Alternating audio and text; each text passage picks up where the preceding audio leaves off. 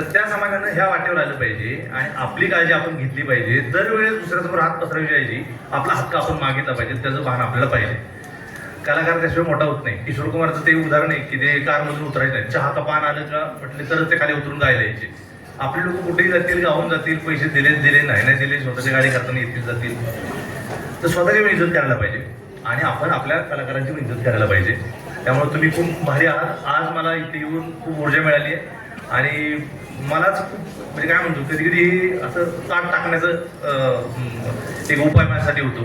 त्यामुळे मला फार भारी वाटतंय.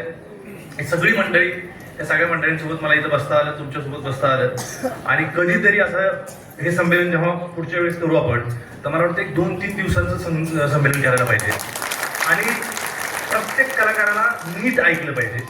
नीट हे हा जो हे आहे, तर हे मला वाटतं याच्यापेक्षा मला खरं अलीकडे नाही आवडत असं. हे ठीक आहे, काहीतरी विचारविनिमय होतं, हे चांगलं आहे, पण सगळ्या कलाकारांना ना असं एक पूर्ण दिवस अजून चांगल्या वातावरणात, चांगल्या ह्याच्यात आपल्याला करता येईल आणि सगळ्यांची कला सादर करून त्याचं काय करता येईल, एक आपण समूह म्हणून, आपण एक कलाकार म्हणून त्याचं काय करता येईल आणि त्याचं आर्थिक आपल्या जगण्याला कसं ह्याचं सहकार्य होईल. आपल्या गाण्याचं, आपल्या दुःखातून आपलं गाणं निघते पण ते काय आपल्याला मदत करत नाही, तर ते कसं मदत करेल ह्याचा विचार करायला पाहिजे.